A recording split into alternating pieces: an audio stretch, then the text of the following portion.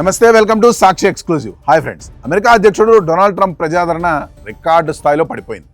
White హౌస్లో ఆయన పనితీరు పట్ల అమెరికా ప్రజల్లో అసంతృప్తి తీవ్ర స్థాయికి చేరినట్లు తాజా రాయిటర్స్ ఐపోసిస్ ఒపీనియన్ పోల్ స్పష్టం చేసింది. గతంలో ఎన్నడూ లేని విధంగా అధ్యక్ష పదవీ కాలంలోనే అత్యంత కనిష్ట స్థాయికి ఆయన ఆమోద రేటింగ్ పడిపోవడం రాజకీయ వర్గాల్లో పెనుదుమారం రేపుతోంది. ఈ సర్వే ప్రకారం కేవలం 33% మంది అమెరికన్లు మాత్రమే ట్రంప్ పరిపాలన సమర్థిస్తుండగా ఏకంగా 64% మంది ఆయన పనితీరు పట్ల తీవ్ర అసంతృప్తిని వ్యక్తం చేశారు.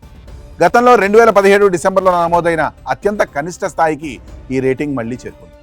ఈ నెల ప్రారంభంలో 35%గా ఉన్న మద్దతు కేవలం కొద్ది రోజుల వ్యవధిలోనే మరింత దిగజారింది.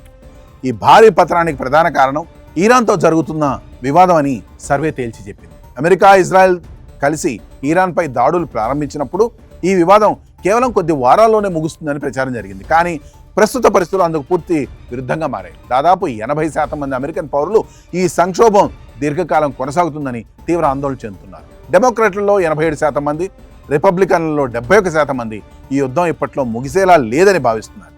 ఈ యుద్ధ ప్రభావం ప్రపంచ చమురు రవాణాపై తీవ్రంగా పడింది. హర్మోజ్ జలసంధి గుండా సాగే సరఫరా స్తంభించిపోవడంతో అమెరికాలో గ్యాసోలిన్, పెట్రోల్ ధరలు భారీగా పెరిగిపోయాయి. ద్రవ్యోల్బణాన్ని అదుపులో ఉంచుతారని, యుద్ధాలకు దూరంగా ఉంటారని హామీ ఇచ్చిన ట్రంప్ విధానాలు ఇప్పుడు అమెరికా సామాన్య ప్రజల జేబులకు చిల్లులు పెడుతున్నాయి. నిత్యావసరాలు, ఆరోగ్య సంరక్షణ ఖర్చులు పెరిగిపోవడంతో ప్రజలు తీవ్ర ఆర్థిక ఒత్తిడిని ఎదుర్కొంటున్నారు.